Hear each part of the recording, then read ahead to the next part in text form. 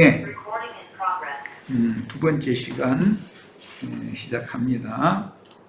민수기 14장에 들어갑니다. 1절로 3절.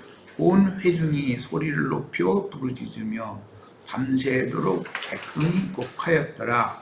이스라엘 자손이 다 모세와 아론을 원망하여 온 회중이 그들에게 이르되 우리가 애굽 땅에서 죽었거나 이 광야에서 죽었더라면 좋았을 것을 어찌하여 여호와가 우리를 그 땅으로 인도하여 칼에 망하게 하려 하는고.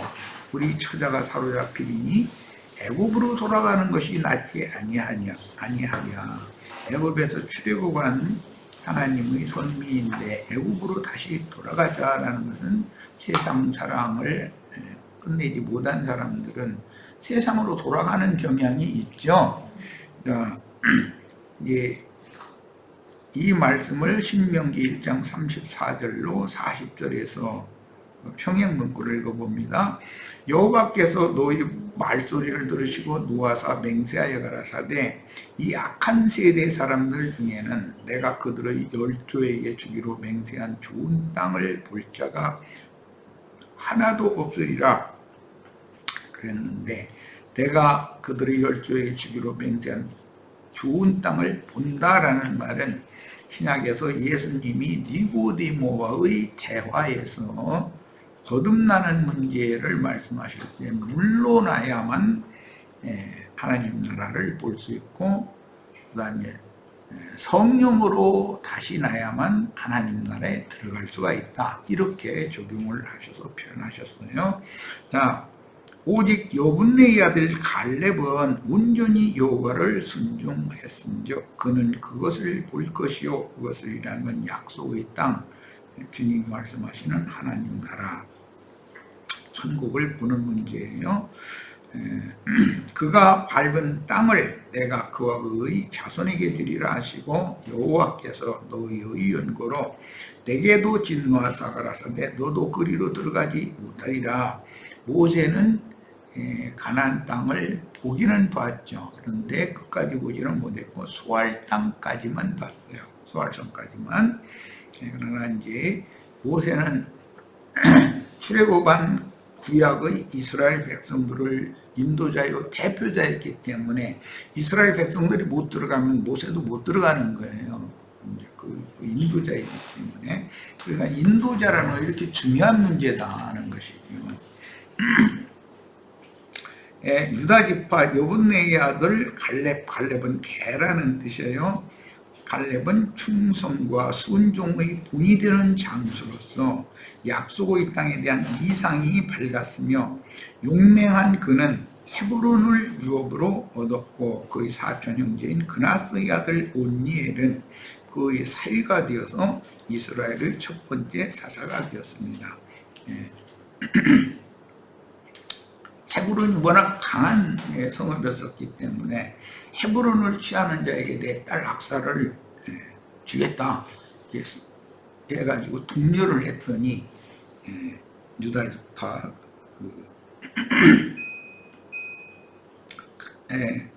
갈렙의 사위가 된 그나스의 아들 온니엘이 헤브론을 취했다는 거예요. 그래가지고 헤브론의 그 딸을 혼인을 시키면서 윗셈과 아랫셈 두 셈을 이렇게 기업으로 줬다. 이게 사사기에 나오는 말이죠. 너희 종자 눈의 아들 여호수아는 그리로 들어갈 것이니 너는 그를 담대케 하라.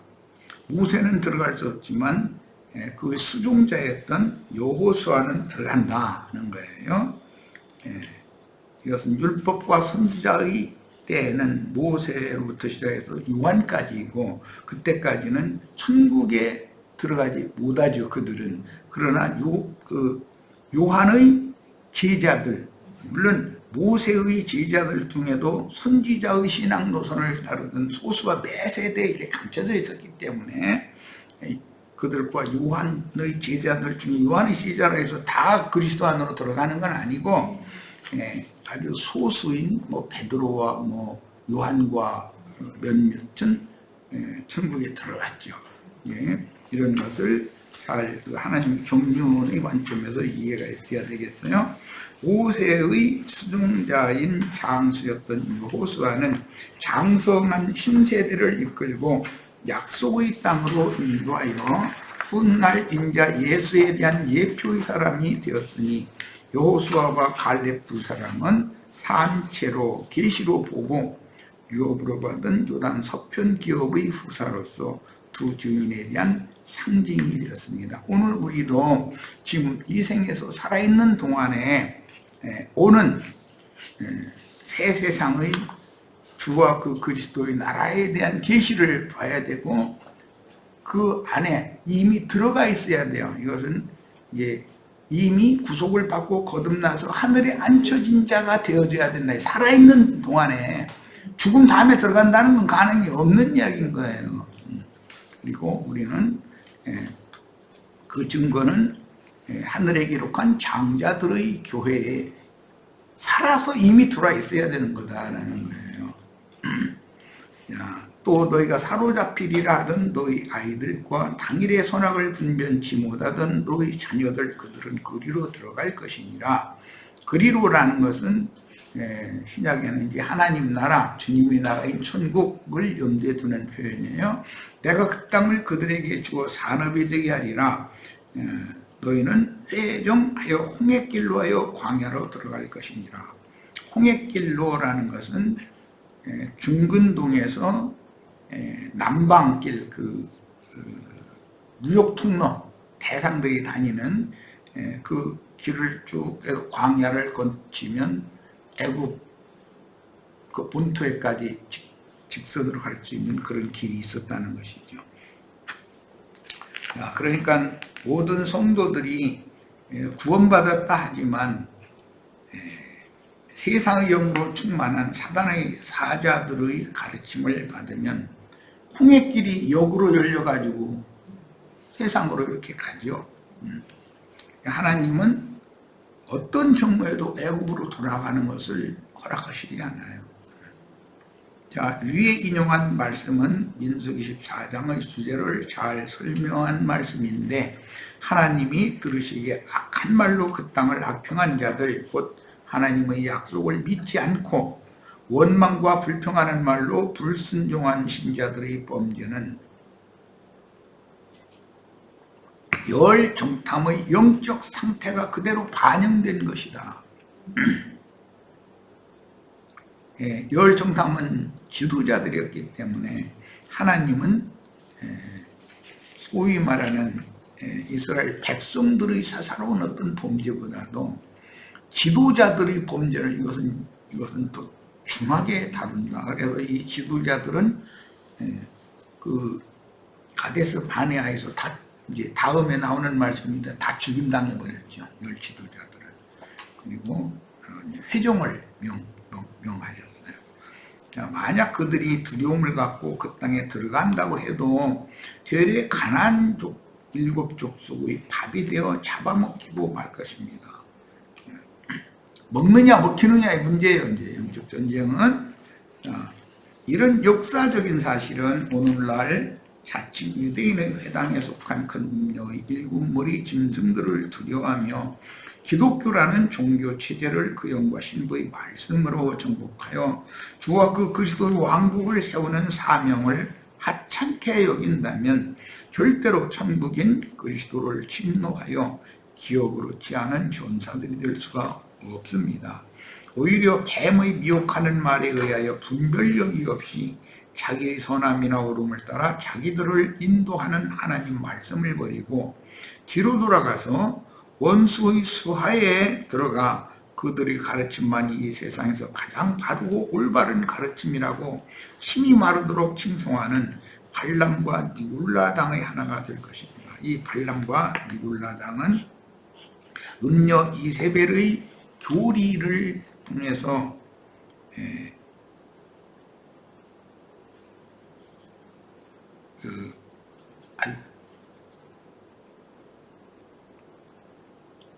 바알의 선지자와 이게 단어 생각이에요.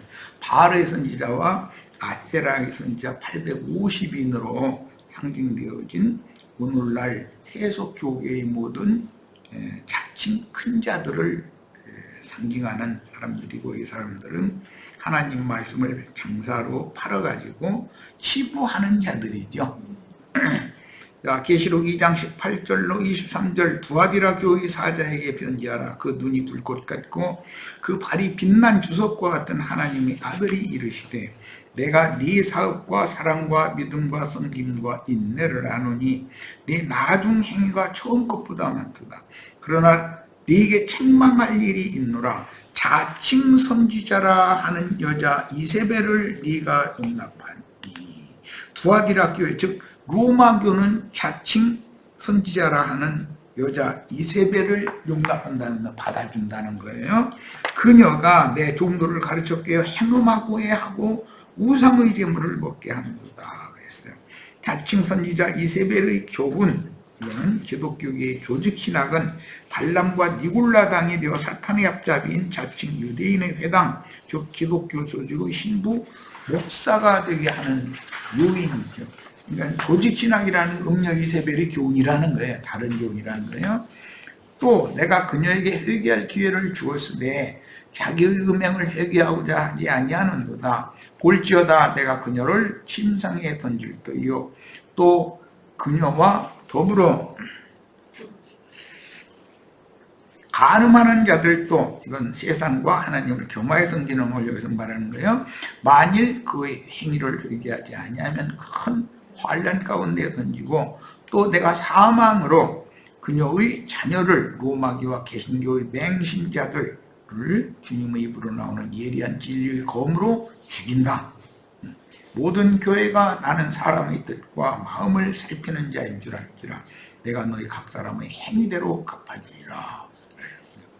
장관 하나를 세우고 애굽으로 돌아가자고 하는 그들은 광야 훈련이 고달프고 힘들었으므로 세상의 평안과 안일함만 생각하며 갖가지 그럴듯한 교리와 헛되고 가치없는 이론인 음료 이세벨의 교훈에 사로잡힌 사단의 사자들에게는 맹중합니다. 참 이상하지요. 세상 교인들은 신도 목사라고 하면은 겁격하죠. 그들이 밥이요, 완전히. 이제 누가 누구를 잡아먹느냐의 문제, 이제 이 문제는. 교회 생활을 실행하다 보면 엄격하게 자신을 부인하는 훈련을 싫어하고 통제받는 삶, 곧 진리 안에서 성령을 따라 행하는 믿음 생활을 싫어하는 자들이 가끔 일어나서 자기 부인과 각자의 자기 십자가를 지고 주님이 앞서서 가신 길을 따르는 신앙을 반대하며 하늘이 정한 길과 값없이 주시는 식물을 거부하는 자들이 많습니다. 생명길이라는 것은 고난의 길인 것이지 평탄하고 안일한 길이 아닌 거죠. 그리고 영생하는 양식이라는 것은 주님의 입으로 나오는 영과 생명의 말씀이지 기독교계의 목사 신부들이 가르치는 조직신학 교리가 아니죠. 이걸 명확하게 구분을 해야 돼요. 그들은 스스로 교만해져서 하나님의 허락이 없는데도 자기 독단적으로 자기가 알고 있는 부분적이며 얄팍한 성경 지식을 가지고 소위 전도를 한다고 가난안 족속들에게 가서는 오히려 뱀의 밥이 되어버리는 경우가 더러 있습니다. 형제에서 단어사전, 히브리어, 헬라어, 문법사전 이런 걸 만든 영이라는 그 형제가 기독교에 가서 목사가 되어버렸잖아요. 이제 작은 예로 몇 년 전에 수원의 김왕재라는 그 친구도 그 세상 교회가 목사 됐다고 그래요. 그렇게 될 수도 있다는 거예요. 그건 근본 그의 신앙의 바탕에 그 세상의 영이 지배하고 있었기 때문이라는 것을 단증하는 거죠. 그들은 반드시 지금까지 자신들의 신앙을 지도해주고 가르치신 하나님 말씀은 뒷발질하면서 사람의 교훈을 맹신함으로 엉뚱한 소리를 하는데 그들은 멸망의 앞잡이인 교만의 사자에게 탈취당했기 때문에 어떤 경우에는 영영 돌아오지 못하고 어둠의 자식으로 돌아가는 자들도 있습니다. 이건 가라지들이죠. 명령 돌아오지 않는다면 자기의 신앙에 대한 헛된 과신에 도취되어 자기 신앙만이 이 세상에서 가장 높은 경지에 이르렀다고 착각하므로 완전한 대로 나아가도록 가르치는 누구의 훈계도 받지 않으려고 합니다. 외모로는 겸손한 척하나 그들의 영은 거만하고 그 마음의 생각은 높아져 있으며 속죄를 향하여 풀어진 상태로 원수와 입을 맞추고 뱀의 간교한 영과 짐승의 마음을 반복해서 인침받아 그 이마에는 짐승의 이름이 이미 새겨져서 원수 마귀의 밥인 짐승 먹이가 된 기독교인들로 굳어져 있는, 오늘날 이 세상 교회 신자들의 상태가 다 그렇다 이거는. 그런데 기독교계에서 나왔다 하는 사람들이 무슨 이만희 장길자 JMS 정명석이 등등 하는 이런 이상한 사람들한테로 가서 빨려 들어가 버리면 완전히 이 사람들은 이제 돌아오기가 어렵게 될 수가 있다는 거죠. 그게 사실은 짐승의 밥인데, 이에 민수기 14장 4절 5절입니다. 이에 서로 말하되 우리가 한 장관을 세우고 애굽으로 돌아가자 하며 모세와 아론이 여호와 앞에서 엎드린지라 했어요. 본문 말씀에서 모세와 아론의 직무가 얼마나 신실했는가를 잘 설명했는데, 그들은 백성의 인도자들로서 백성들의 문제를 자기들의 문제로 인식했기 때문에 우리 형제 자매님들이 어떤 영적인 어떤 문제가 있으면 우리 책임이죠. 하나님은 나를 잡아다 놓고 책망을 하시지 형제 자매님들을 이렇게 일일이 징계가 없는 건 아니에요. 그러나 대표적으로 하나님 앞에 형벌을 받을 사람 인도자다 이거예요. 그건 책임이라는 게 이렇게 중요한 거죠. 그들은 백성의 인도자들로서 백성들의 문제를 자기들의 문제로 인식했기 때문에 아론과 모세는 그랬다는 거예요. 자신들이 하나님 앞에서 백성들이 범죄를 회개, 계산, 청산할 문제로 알고 하나님께 나아가 속죄했다는 뜻입니다. 백성들이 허물을 자신들이 지고 하나님께 나아가 자기들이 잘못 가르치고 잘못 훈육한 결과 이런 일이 벌어졌다고 인식하고 있으므로 백성들이 다른 인도자 곧 권세 있는 장관을 자기들 위해 세우고 그 인도를 따라 애굽으로 돌아가자고 반역했을 때 출애굽기에서는 금송아지를 세워서 돌아가는 사건이 있었죠. 그 영이 반복된다는 걸 알 수가 있는 거예요. 그때 모세와 아론은 야훼 하나님 앞에 나가서 엎드렸다고 그랬어요. 이때 모세의 참담한 심정을 이해해야 하는데, 이런 참담한 심정은 마치 여러 가지 악조건들 속에서 제자들이 시험에 합격하기를 바라는 한 가지 소망으로 수고한 스승에게 가르침을 받았던 학생들이 막상 시험을 치른 결과 전원 낙방이라는 판결이 났을 때 참담한 심정과 비슷하다고 할 것입니다. 이건 신약에서 예수님이 사명감을 가지고 하는 사람들을 먹이고 축사한 떡으로 다 먹이고 남은 떡을 또 식물을 거두고 이렇게 했는데 상황이 바꿔지고 나니까는 썰물 나가듯이 싹 떠나갔다는 거예요. 그때 예수님의 참담한 심경이 어떻겠냐 이 말이에요. 지금 모세가, 이것은 구약시대에 있었던 건 모형이죠. 예수님과 예수님의 가르침 받던 자들이 다 이렇게 떠나가 버리는 그런 상태이기 때문에, 자, 민수기 14장 6절로 10절, 그 땅을 탐지한 자 중 눈의 아들 여호수아와 갈렙이 그 옷을 찢고 이스라엘 자손의 온 회중에게 일러가라되 우리가 두루 다니며 탐지한 땅은 힘이 아름다운 땅이라. 그래서 누가복음 13장에서는 천국 비유의 말씀에서 흙이 깊고 기름진 땅이다, 좋은 땅이다. 여호와께서 우리를 기뻐하시면 우리를 그 땅으로 인도하여 드리시고 그 땅을 우리에게 주시리라. 이는 과연 젖과 꿀이 흐르는 땅이니라. 오직 여호와를 거역하지 말라. 또 그 땅 백성을 두려워하지 말라. 그들은 우리의 밥이라. 참 남대한 하나님의 종인 것을 알 수 있어요. 여호수아와 갈렙은 이런 사람이었어요. 자, 주님은 회개한 영혼을 잡아먹죠. 사마리아 여자는 주님의 밥이죠.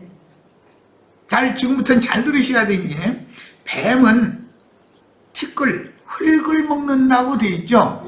이 티끌, 흙이라는 것은 혈육을 말한다 이거예요. 예수님 회개한 영혼을 잡아먹고, 마귀는 육신을 잡아먹는다. 육신이 밥이 될 거냐, 아니 육신이 돼서 마귀 밥이 될 거냐, 회개하고 돌이켜서 주님의 밥이 될 거냐, 이건 잡아먹고 먹히는 문제예요. 가나안 땅 전쟁이라는 것은 사단의 사자들은 육신에 있는 짐승간들을 밥으로 취하고, 고린도후서 11장 20절에 보면 너희를 교만하다 하거나 자고한다 하거나 뺨을 치거나 잡아먹을지라도 잘도 순종하는 도다. 그 잡아먹히는 거예요, 그게. 오늘날 기독교인들이 목사 신부들한테 잡아먹힌 거죠. 그들이 밥이요, 목사 신부들이 밥이요. 주의 사자들은 악기들에게 사로잡혀 짐승의 마음을 받은 인간들을 회개시켜서 잡아먹으라고 분부하셨어요. 그래서 예수님이 사마리아 여자와 수가성 사람들을 잡아먹은 것처럼 훗날 사도행전 10장에 보면 베드로에게 짐승들 다 잡아먹어라 그랬는데, 그 부정한 짐승들이라는 건 고넬료 집에 있는 이방인들을 상징한 말이잖아요. 자, 이것은 모두 가나안 땅의 전쟁이라는 것은 전도를 상징한다라는 것을 알 수 있는 증거예요, 이것이. 그러니까 나는 자신 있게 가나안 땅 정복 전쟁이라는 것은 예수 그리스도의 성령께서 보내신 증인들이 땅끝까지 모든 민족에게 나가서 천국 복음으로 정복하는 것, 사람이 영혼을 정복해서 마귀의 세상 나라를 정복해서 주와 그 그리스도의 나라가 되게 하는 전쟁을 말하는 거단 말이에요. 근데 가나안 땅 전쟁을 내가 자꾸 이건 복음 좀 받아, 복음 좀 받아 이렇게 하면, 뭔 소리야. 만약에 기독교의 신부나 목사나 신학자들이 내 말 들으면 나보고 이 어떻게 된 사람 아니냐 그럴 거야 아마. 그런데 누가 미쳤는지는 이제 봐야 알아. 나도 한때는 미쳐 있었었는데 인제사 정신 차려 가지고 이제 바른 말하는 거예요. 양편에서 잡아먹는 얘기를 하는 것이 성경 이야기다 이거. 가나안 땅 정복 전쟁이라는 건 누구의 밥이냐 이거예요. 누구의 밥이 될 거냐. 가나안 7 귀신들이 밥이 될 거냐. 예수 그리스도의 밥이 될 거냐. 누가 누구를 잡아먹는 얘기를 지금 말하는 거다 그 말이에요. 자, 그들의 보호자는 그들에게서 떠났고 여호와는 우리와 함께 하시느니라. 그들을 두려워 말라 하나 온 회중이 그들을 돌로 치려 하는 동시에 여호와의 영광이 회막에서 이스라엘 모든 자손에게 나타나시니라. 나처럼 증거하면 기독교계 신부 목사들이나 기독교인들 다 돌가지고 달라들기, 맞아요, 가나안 땅 전쟁이라는 복음 전파를 말하는 거 이렇게 쉽게 받아들이겠냐 이 말이에요. 사람들이 굳어진 관념이 있는데, 옛날에 이스라엘과 가나안 7 족속들이 전쟁했다 이러고 지금 그러고 있는 중인데, 성경이 옛날 무슨 전쟁 얘기를 계속 할 리가 있겠어요? 이건 영적 전쟁이라는 게 뭔지를 알아야 된다는 걸 우리 이제 인식을 정확하게 해야 돼요. 결국 영적 전쟁은 누가 누구를 잡아먹느냐의 문제예요. 예수님이 사마리아 그 수가성 여자와 수가성 사람들을 잡아먹는 비밀을 몰라. 그게 뭘 말하는 거예요? 전도하는 걸 말하는 거잖아요. 전도하는 걸. 베드로가 보자기에 있는 그 짐승들 다 잡아먹어라. 이제 그러니까 그게 무슨 뜻인지를 몰라. 그럼 무슨 뜻이에요? 전도하라는 말이에요. 전도하라. 여호수아와 갈렙의 충고는 열 정탐의 말을 맹신하는 이스라엘 백성의 생각과 전혀 다른 영과 생각으로 사물이나 현실을 본다는 것을 알 수가 있으니, 열 정탐과 두 정탐은 극과 극이잖아요. 똑같은 가나안 땅을 정탐하고 왔는데 보는 관점이나 생각하는 관점이 전혀 다른 거예요. 이게. 그래서 오늘 우리도 여호수아와 갈렙의 충성심과 순종을 본받아야 하겠습니다.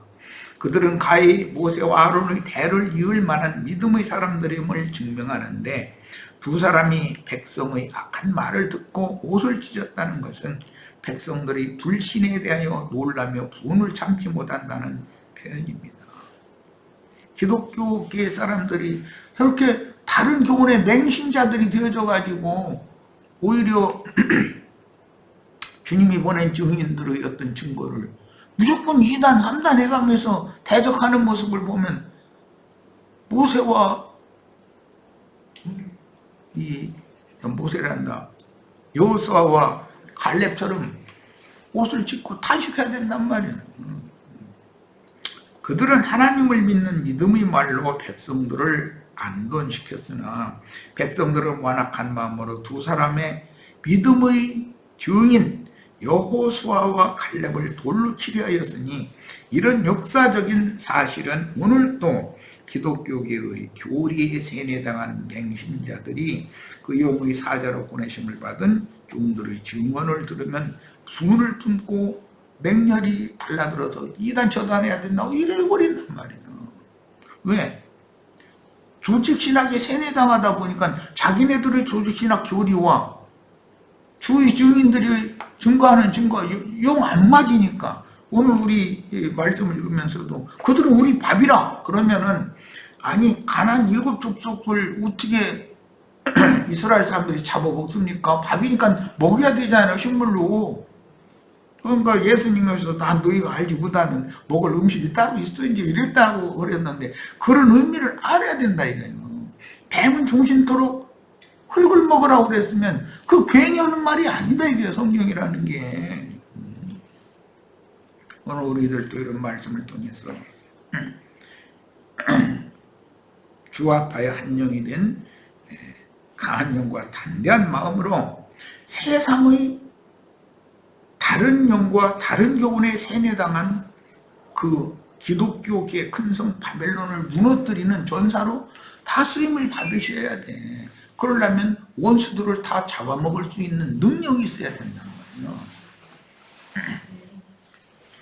가나안 땅에 거하는 아낙 자손들을 보는 관점이 이렇게 현저하게 다른 것은 여호수아와 갈렙이 의지하고 믿는 여호와는 아낙 자손들의 보호자인 가나안 족속들의 신들보다 강하다는 믿음에서 나온 것입니다. 이 증거는 마태복음 12장에 자주 인용을 하는데 바알세불과 예수님이 양편에서 전쟁을 하잖아요.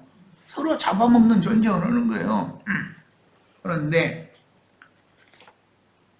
강한 자를 더 강한 자가 와서 결박하고 강한 자의 세간살이를 다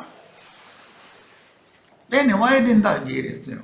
이게 세상 교계를 붙잡고 있는 마귀가 강한 자죠. 그러나 주의 성령은 더 강한 자예요. 그래서 세상 교계에 있는 하나님의 자녀들을 빼내야 된다 이거예요. 그것이 가나안 땅의 전쟁이요. 이거 마태복음 그 12장을 잘 이해를 하셔야 계시록 19장에서 백마를 타고 앞서가면서 그 입에서 나오는 예리한 검으로 장군들과 장사들과 부자들과 뭐 이런 자들을 전부 다 입의 검으로 죽여버린다는 거잖아요. 그러면서 싸웠다 이제 이랬어요. 이게 뭘 말하는지를 우리가 영적으로 깨달아야 된다. 이게 가나안 땅 정복 전쟁의 성취다 이 말이에요. 계시록 19장 이야기는. 그리고 그들은 말하기를 여호와께서 우리를 기뻐하시면 우리를 그 땅으로 인도하여 들이시고 그 땅을 우리에게 주시리라 라고 말했어요.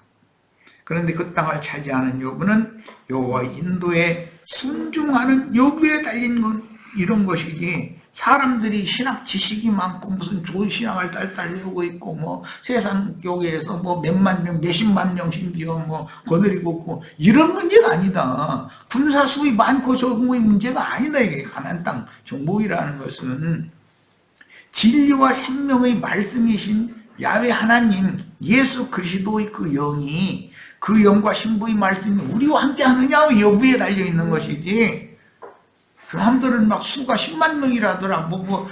다 그건 다 소용없는 소리요. 다 소용없는 소리요. 예. 그리고 그들은 우리 밥이라. 그들의 보호자는 그들에게서 떠났고 여호와는 우리와 함께 하시느니라. 태초부터 스스로 계시던 생명의 능력, 창조의 능력의 말씀이 우리와 함께 계시면 원수들은 우리 밥이요. 이렇게 담대하게 우리도 말할 수 있어야 되겠고, 이런 말씀에 대해서 가르침을 받지 않다 보니까 가나안 족속이 이스라엘의 밥이요? 이렇게. 그런데 여호수아와 갈렙은 가나안 족속이 우리 밥이라고 그러고, 열정탐은 우리가 가나안 7족속의 왕들이 밥이라고 그러고, 이 양쪽에서 서로 밥으로 취하는 문제잖아요. 먹는 문제잖아요. 잡아먹는 문제. 아낙 자손들은 비록 장대한 자들이요 당시에 유명한 자들일지라도 그들과 함께 견고한 성을 세우게 하고 지금까지 그들을 보호하던 가나안 족속의 신들은 그들을 버리고 떠났으며, 출애굽 광야 길을 인도하신 야훼 하나님은 우리와 함께 하신다는 굳건한 믿음은 원수들을 주께서 취하라고 주신 식물인 밥으로 보이게 했다.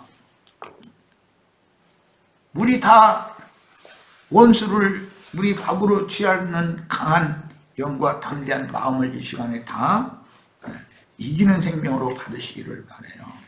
보는 눈이 열려야 되고, 그래야 가서 하나님의 백성들을 빼내가지고 하늘에 기록한 장자들의 종위에 가입시켜야 될 거 아니겠어요?